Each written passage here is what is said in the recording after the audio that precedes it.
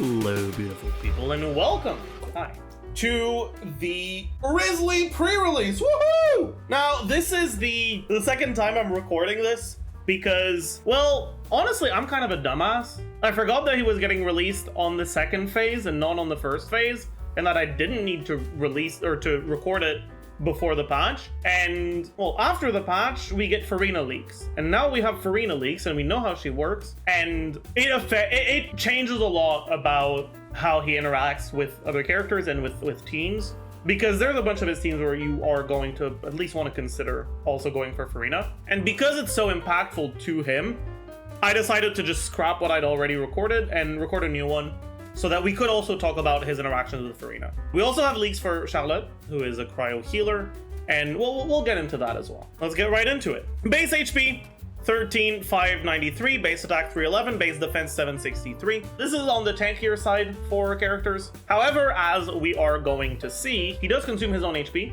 and he does consume it a lot. But it does help alleviate that a little bit, right? To have higher base stats. Base attack, fairly high, doesn't really change that much. He's a cryo catalyst user, and he basically punches. He's all in all fairly similar to Hazo in terms of what his attacks look like and how wide they are. And that actually matters a lot because, as we're gonna see, he is actually a normal attack focused character.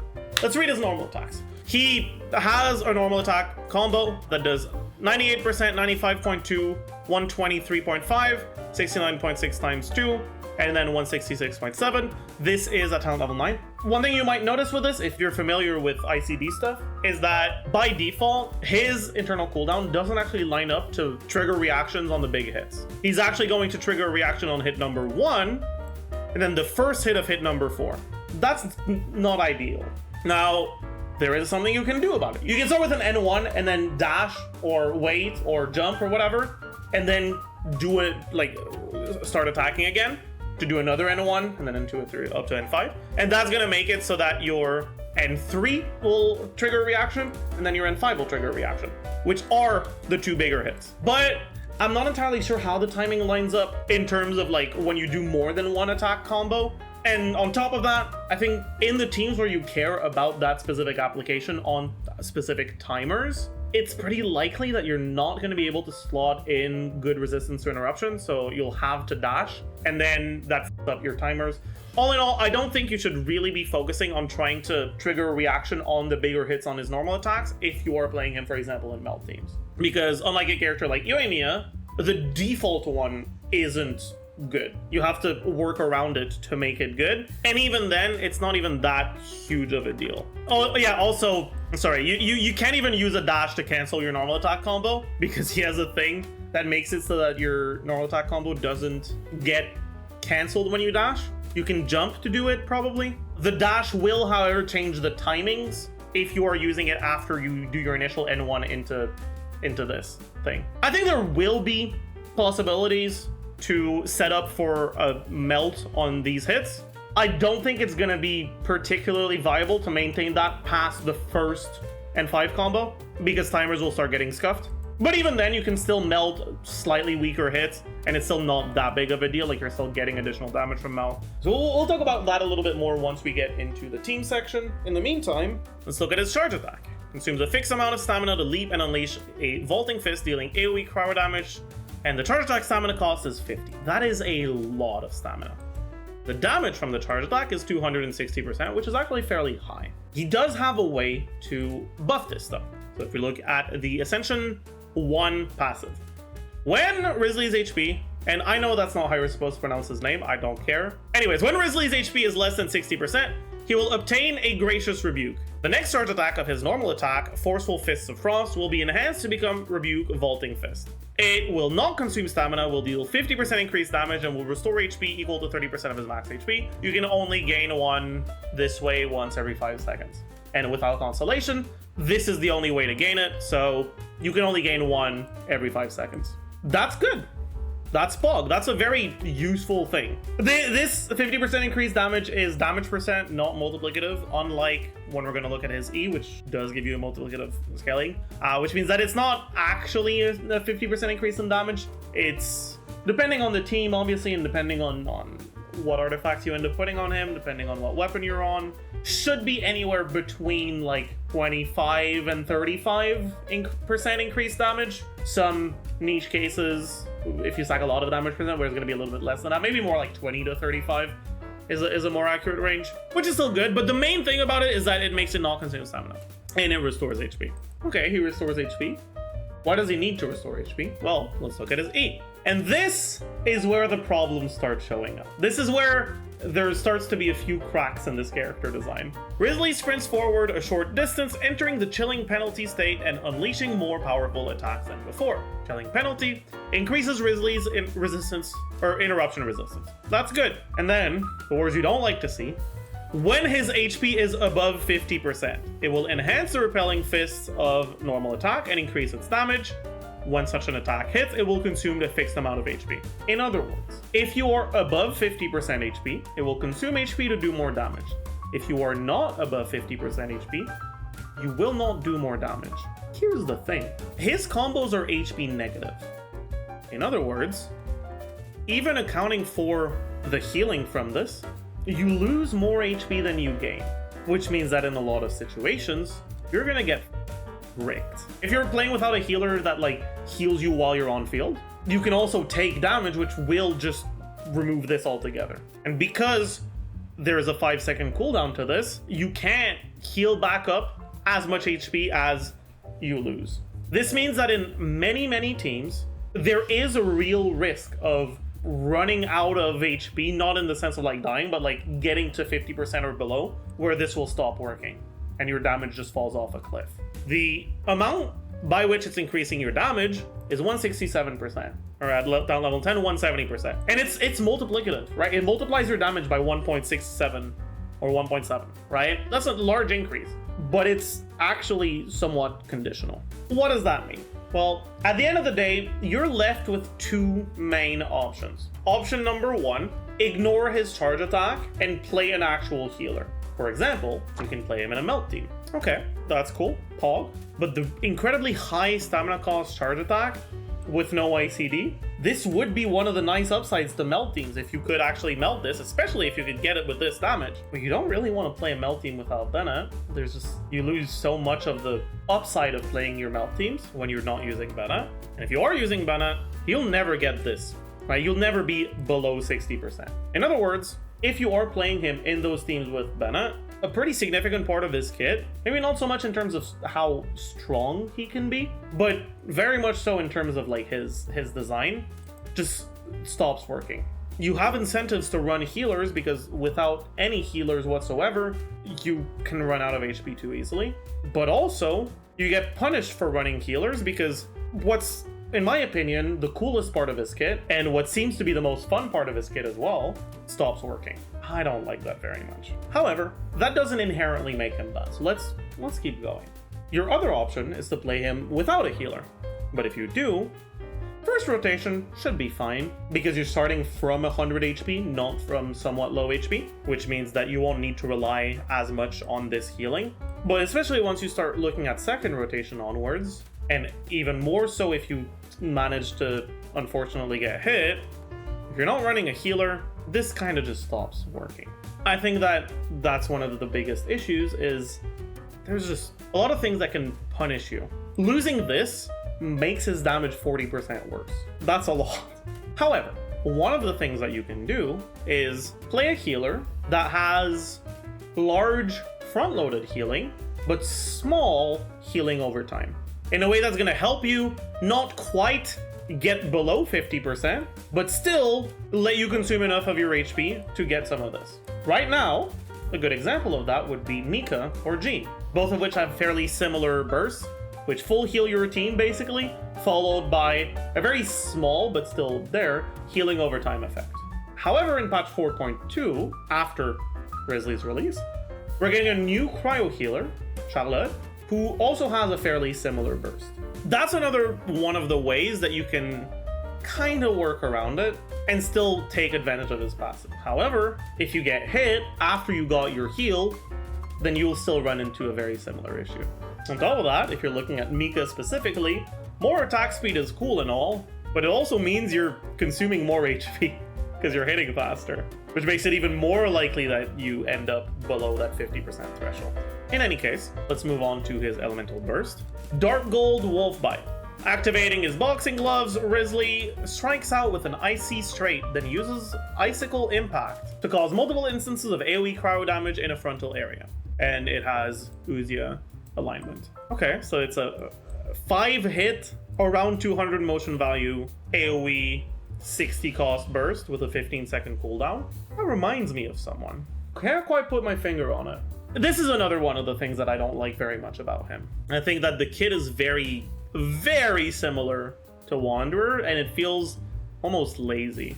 Also, another thing to keep in mind is, yeah, the alignment thing, right? The Uzia is on his burst, not on his skill or normal attack, which means that there can be situations where it'll be a little bit harder to get it whenever you need it. That's not necessarily that big of a deal, but it's another thing to potentially keep in mind. Another thing to keep in mind is, unlike Wanderer, Wanderer has damage on the skill when you activate it. Wriothesley does not. The skill itself does not deal any damage, which doesn't really matter for overall damage output, but does potentially interfere with things that rely on dealing skill damage, such as Solar Pearl. You can't get your normal attack damage bonus from elemental skill because there will never be an elemental skill hit. The elemental skill does not hit. You can get it from elemental burst, but that means you'd have to start with your burst rather than end with your burst, which is something you can do, sure. But even then, it'll only last for 6 seconds. All that's left is his Ascension 4 passive. When his current HP increases or decreases, if he is in his E, he will gain some attack percent. 6% attack per stack, up to 5 stacks, so up to 30% attack. And he consumes his HP pretty fast, so you'll have pretty good uptime on that 30% attack. All in all, this character is fairly disappointing.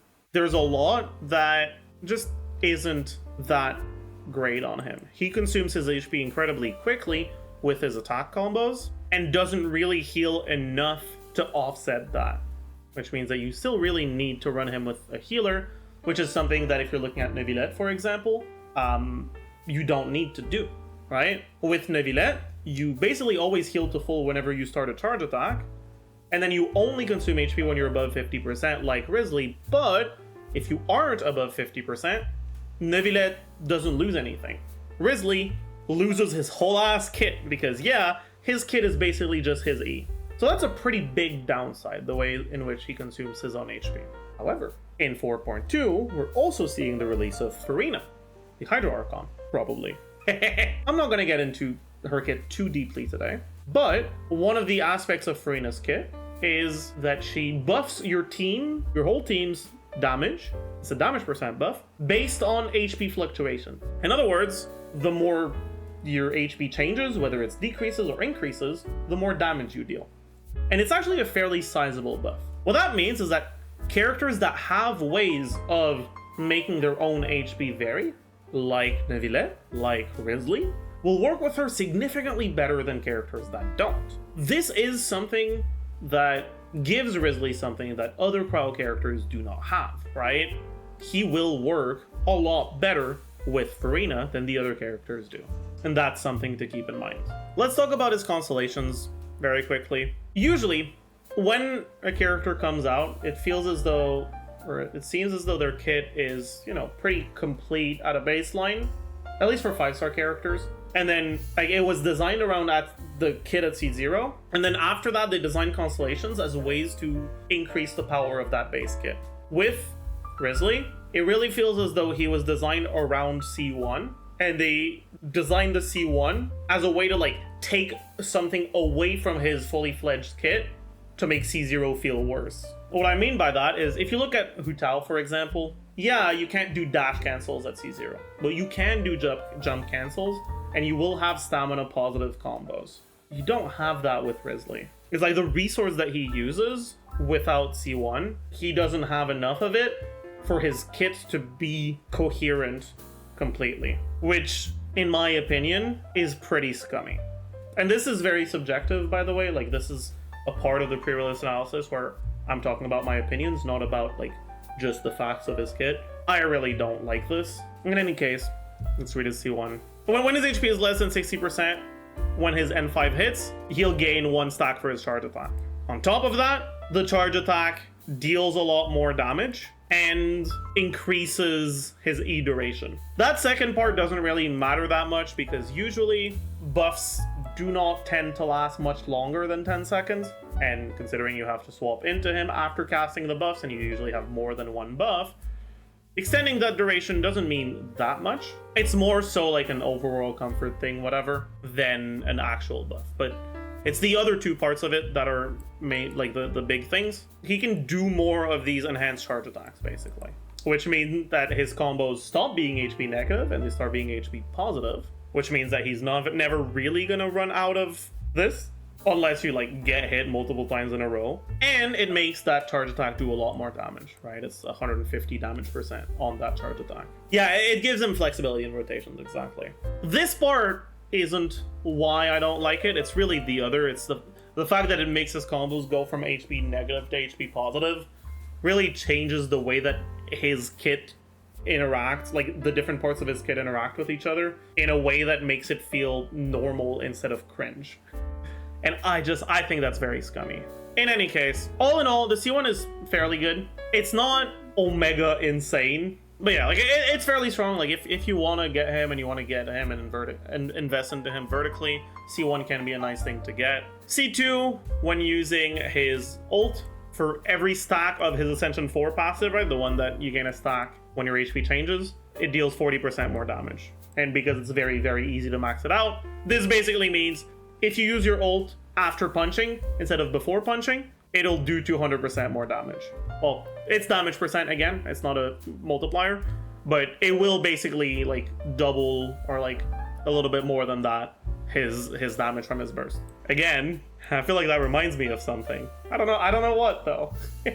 His C3 actually gives him normal attack talents, which is a lot better than skill or burst talent for normal attack focused characters. So that's pretty good. You can keep in mind, right, it doesn't just increase the normal attack, it also increases the charge attack because it's also on the normal attack talent. So it's basically all of his damage except burst. C5 is burst, right? So not getting a skill improvement is actually really good because the change in skill from level 9 to 12, if you're going for that, you're probably crowning him. So 10 to 13, 170, 180, 170.3, 180.4, which is 10%, but it's not even a real 10%.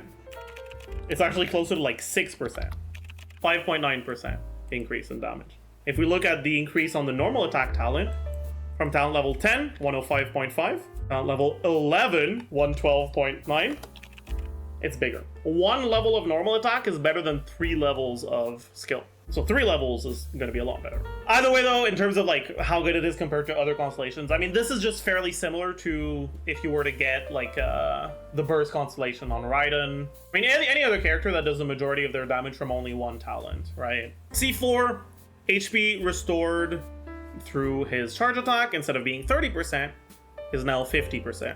On top of that, if he gets overflow healing, which he generally will, he gains 20% attack speed, and if he gets overhealed while he's off field by another party member, the rest of the party gains 10% attack speed. Actually, he also gets that, but this is basically just 20% attack speed, and I guess a way for Wales to get more attack speed. I don't know. But this is alright. He is a normal attack focused character. There is going to be hit lag though, so it's not actually a 20% increase in DPS, but it's still a reasonable increase in damage, so it's still alright. Already talked about C5, and then finally, C6. The crit rate of his enhanced charge attack will be increased by 10% and crit damage by 80%. That's 100 crit value. Also, you get an additional icicle that deals 100% of that charge attack damage. So basically, it significantly buffs the charge attack. All in all, he's got fairly good constellations. He, however, doesn't quite have that same sort of hyper carry identity as a character like Wanderer, which means that vertical investment into him won't actually be quite as good. Someone in chat is making a very good point. Is he now the best C6 Shenhe user? Probably, yes. You're gonna obviously be able to have a huge nuke from this with a C0 Shenhe, right? And you'll be able to front load a lot of damage, which is nice, don't get me wrong. But I think when it comes to like non-speedrun hyper carries, people that want to vertically invest into a hyper carry will probably get better results going for characters like Wanderer, characters like Raiden, like he'll be good in speedruns because you can front load a lot of this damage, and he'll probably be good if you have both him C6 and Shenhe's C6. But I think at that point, like, anyways, that's enough on Constellations. As always, though, do keep in mind I don't go too deep into constellation analysis. It's funny here and there, but it's not where I focus my theory crafting. So take everything I said about constellations, higher constellations mostly, with a grain of salt. Anyways, let's move on. Weapons, artifact, sets, stats, and teams. Here's the thing about his weapons. There's a lot of potential caveats to mention when it comes to looking at his weapons, which are mainly, 1, some teams just don't charge attack at all. So weapons that buff charge attacks can be a little bit worse. Weapons that only buff normal attacks can be a little bit better. If you are going to end up playing him with Farina, she gives a very large amount of damage percent, which inflates the value of attack percent and crit, as opposed to damage percent. In any case, his catalyst is a high base attack, low substat, crit rate substat. He's got 674 base attack, 22.1% crit rate, and our refinement 1 increases attack by 16%. When current HP increases or decreases, normal attack damage increased by 16% and charge attack by 14%. I don't really know why they did 2 different numbers for this. This seems like they wanted to make the text bigger for 0 reason.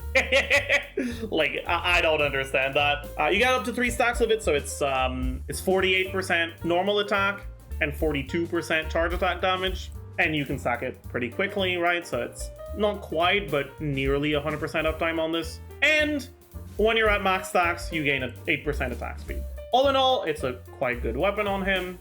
One thing to remember, though, is that as his kit happens to be very, very similar to another Catalyst user, his signature weapon also happens to be pretty similar to another Catalyst user.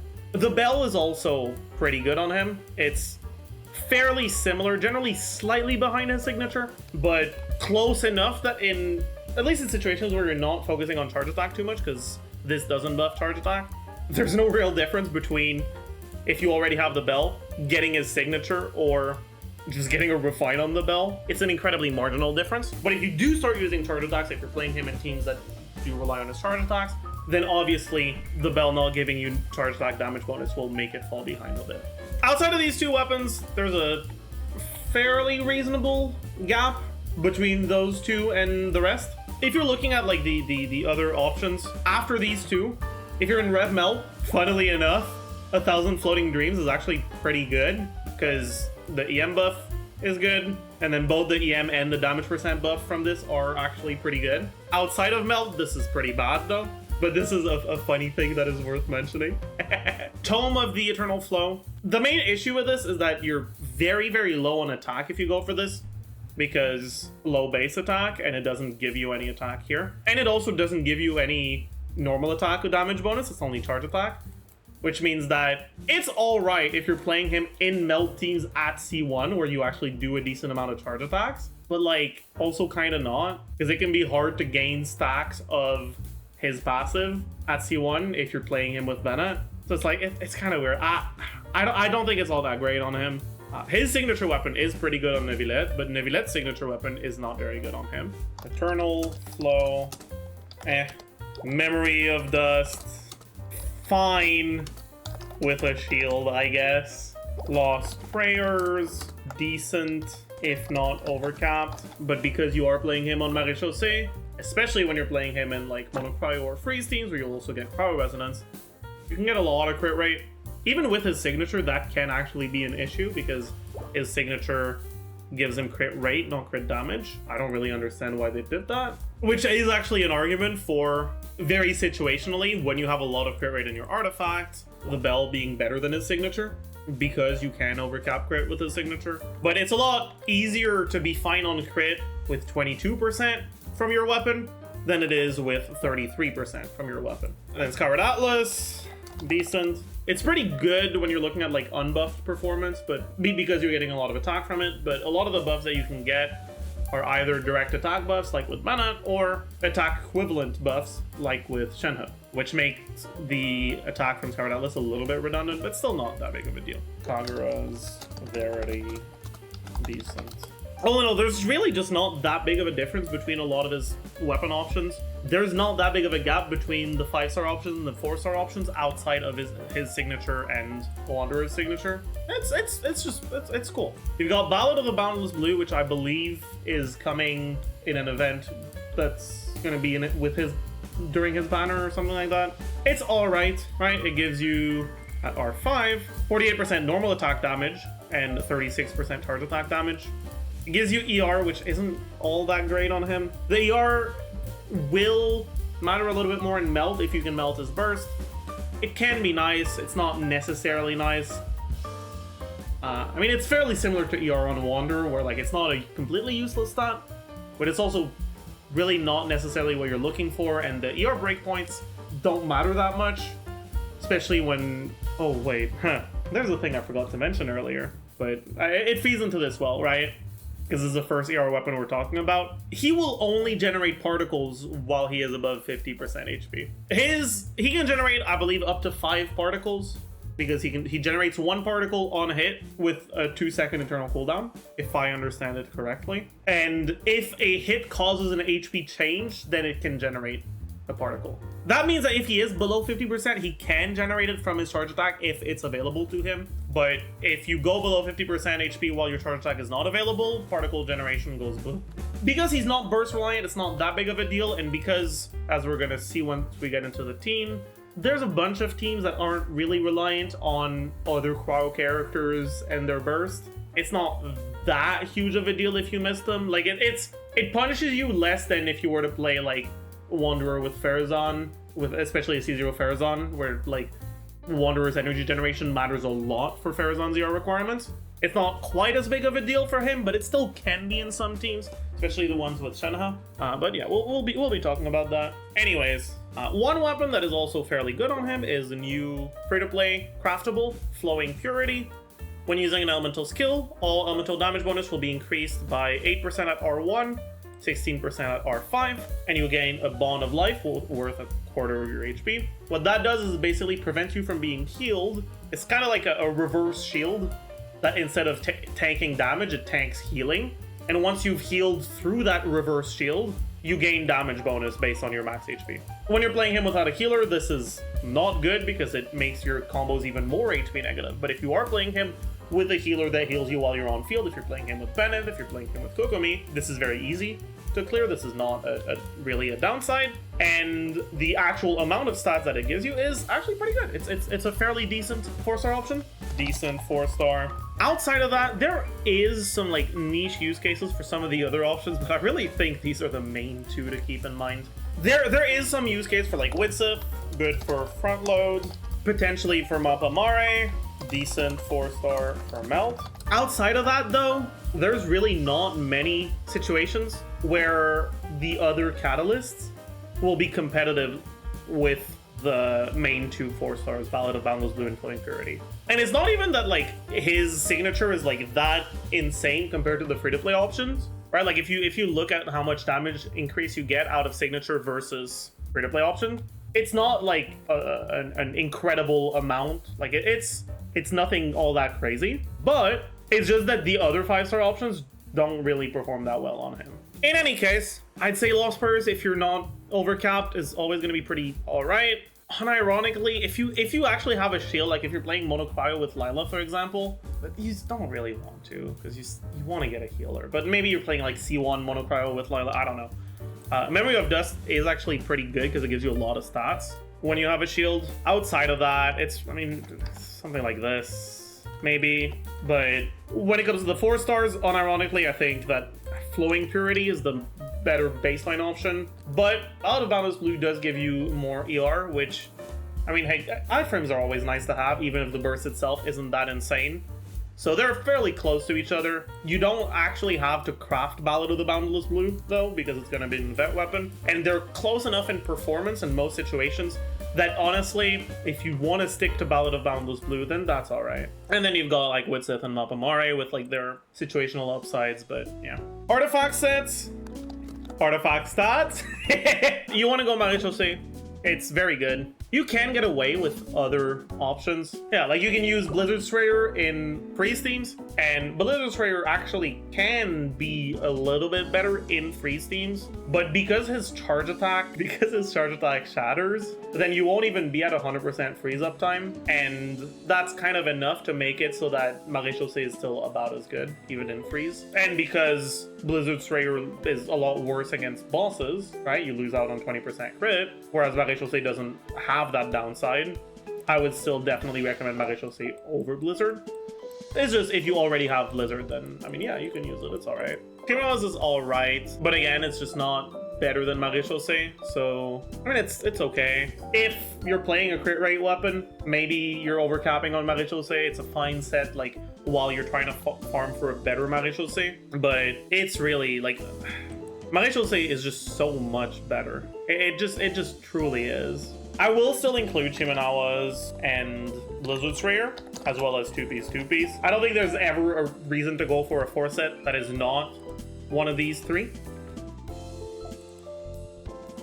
Vermilion is not a real thing, because you really don't want to have to open your rotation with a burst. It's good-ish, but it forces you to actually build enough ER to get your burst every rotation, because you only gain the 4-piece effect from Vermilion when you use an elemental burst. Don't do that to yourself. If you already have an insane Vermilion, sure, but don't do this to yourself. Artifact stats: attack, cryo, crit. Obviously, nothing all that special there. That being said, there will be situations where attack crit can be better. So let's talk about them. I'm gonna do a very, very bare bones calc for this. With no external buffs, right? Obviously attack outlet is quite a bit behind. But when you do start stacking external buffs, right, with Farina, as we mentioned earlier, which can be up to like north of 90% damage percent, you generally don't get to that point. It stacks over time basically. So you're not gonna get to that point initially. Maybe averaging out at around 60%, around 32% from an 800 EM Kazuha. Right, and attack outlet, still not quite better, but 1% behind, which means close enough for one crit substat to make it better. I'm not telling you that attack outlet is something that you should be doing, but it is something that can be somewhat viable in teams that run a lot of external damage buffs, but no external attack buffs. As soon as you start getting stuff like external attack buffs, or external indirect attack buffs, direct attack buffs like Bennett, or indirect attack buffs like Shenhe, then you really don't want the attack goblet, but it is something that can be pretty good. I'm not gonna write it down, but it's just something I wanted to mention. Finally, let's talk about the teams. First off, we have Melt, or like Rev Melt, I guess, because he's the one melting. Rev Melt is okay. You can try to play Rev Melt with characters like Kazuha with a Cryo Swirl and Cryo VV, but if you ever tried playing Melt Ganyu in the past, you'll know that that's not always very easy to do. And then on top of that, Wriothesley doesn't have a potential way to apply Cryo off-field in some setups like Ganyu has with her E. So if you are playing RF Melt, I would mostly just ignore Animo units, or you can use them just to increase your pyro damage and get some grouping, obviously. But, I mean, at that point, right, if you're doing like Bennett Kazuha channeling with him, he's not better than just like a pyro unit instead, right? You can do something like Bennett channeling Shenhe, that being, however. Potential issue with that is, well, you're reliant on his particle generation. Shenhe's particle generation is pretty low. You're gonna need really high ER on her. You're gonna need pretty high ER on Xiangling as well. All in all, you need a lot of ER in that team. Can perform all right. It's not really gonna perform much better than like if you were to use Shenhe in a team with another cryo carry. I think most Shenhe players already have Ganyu or Ayaka. It's fine. It's all right. It's not a terrible team. I wouldn't expect too much out of it. Okay. Next, we have Freeze. These are like the two quote-unquote default cryo archetypes. In Freeze, with the Hydreitas that are currently released, he is not very good. With Farina, he's pretty decent. In Freeze teams, I mean, you have a few options. You can go like double cryo, double hydro. I think generally it's always nice to have an Animo unit.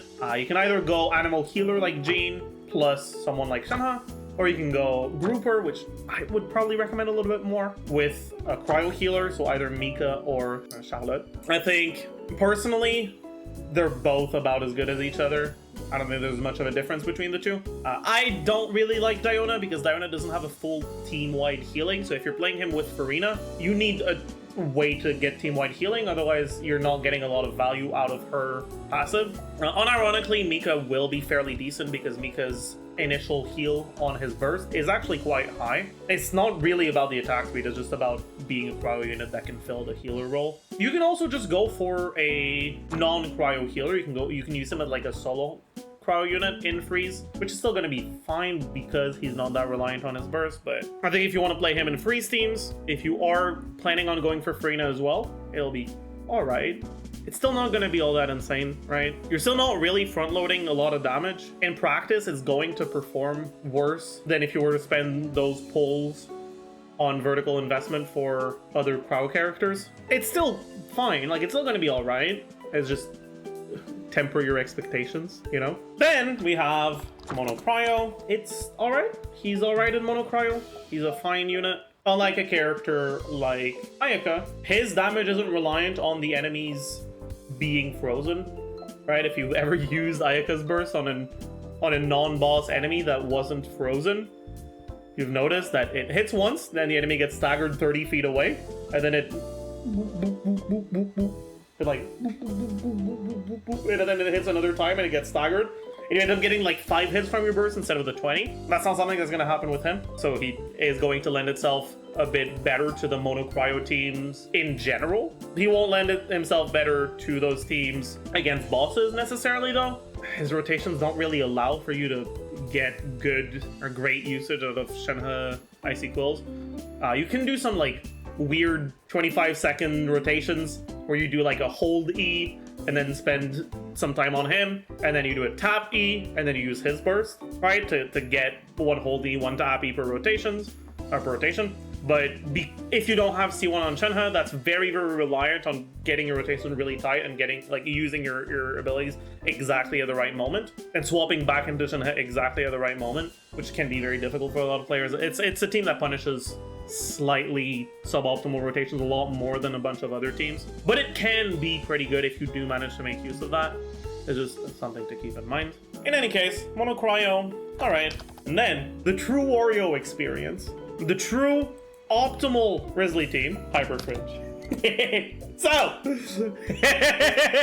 unironically, Hyper Fridge is good. It's not just about the fairly niche Fridge interaction, which lets you get potentially more Dendro cores, because Nahida's Dendro, if you're playing it with Nahida, is generally enough that you're not really going to need Fridge to generate more cores, but Freeze is good, as it turns out. Getting Freeze on a Hyper Bloom team is a very good way of making the Hyper Bloom team a lot more chill to play, a lot more comfortable, and it's a team where you get punished a bit less for when your HP falls below the threshold, because a lot of your damage is coming from the rest of your team, not just from him.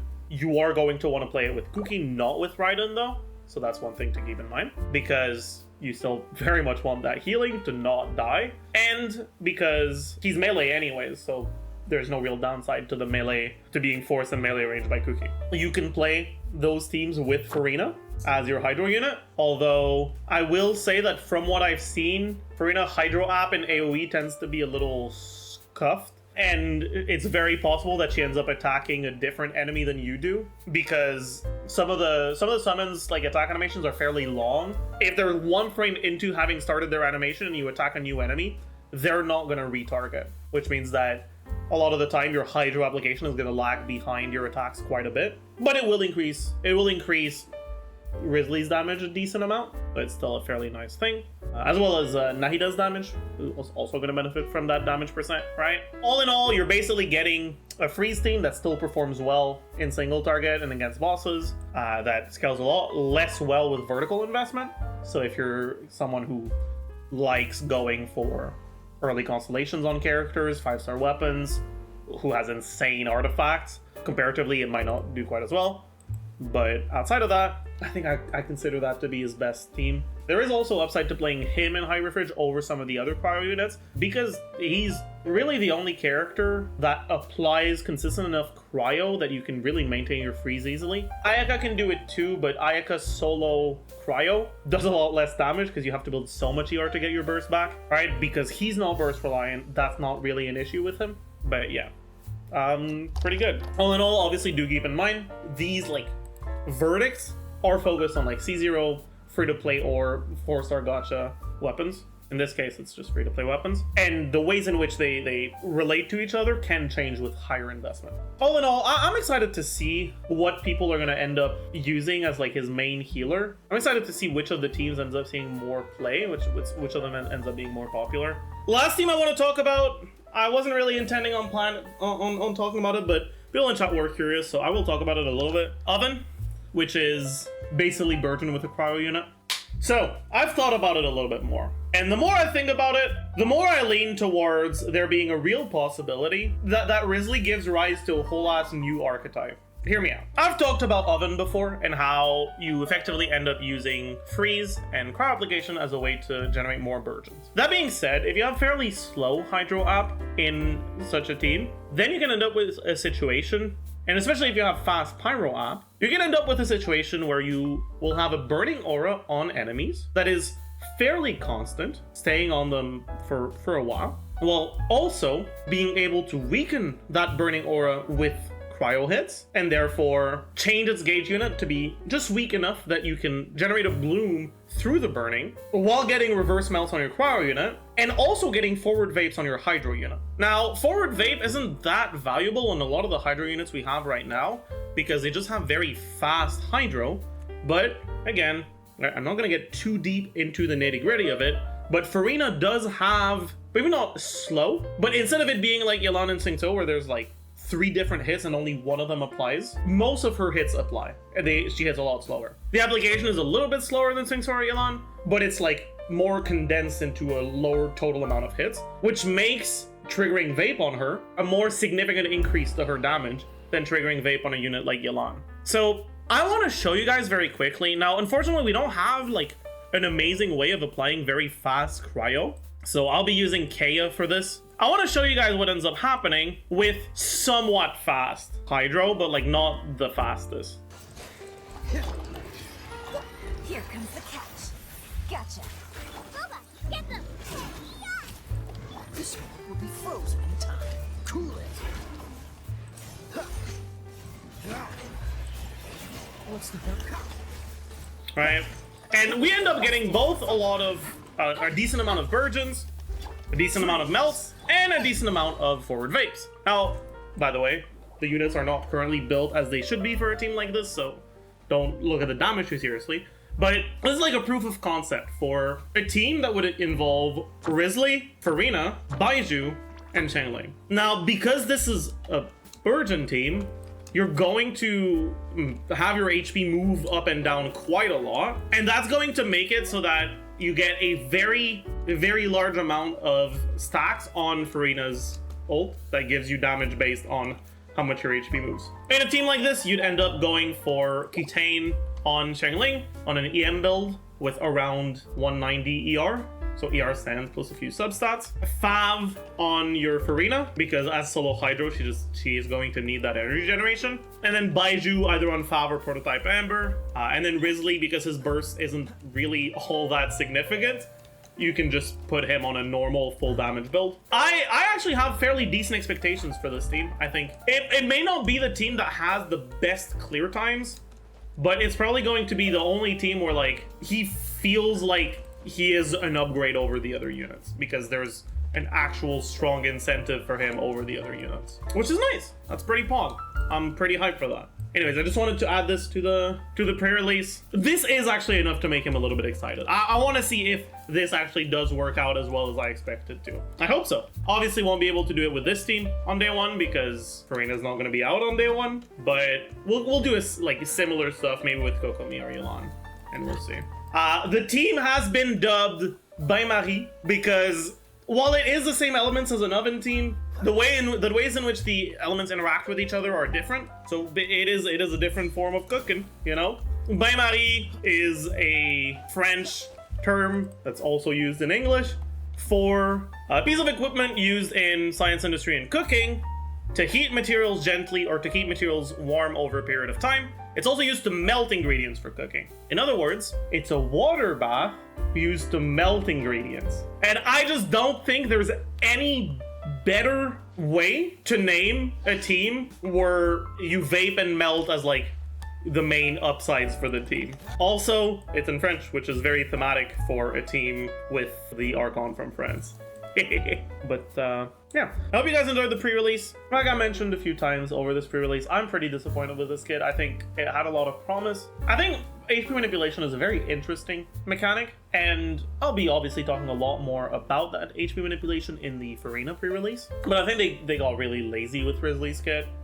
Right? It's basically a copy-paste of Wanderer with an added HP manipulation in just way too many ways. And I don't like the way that his Ascension one works. I wish that the cooldown on it wasn't 5 seconds. It was something like 2.5 seconds, so you wouldn't have to necessarily be HP negative at C0 on your combos. I don't know. I don't know how I feel about it. Anyways, I will be seeing you guys in the next one. Bye, YouTube.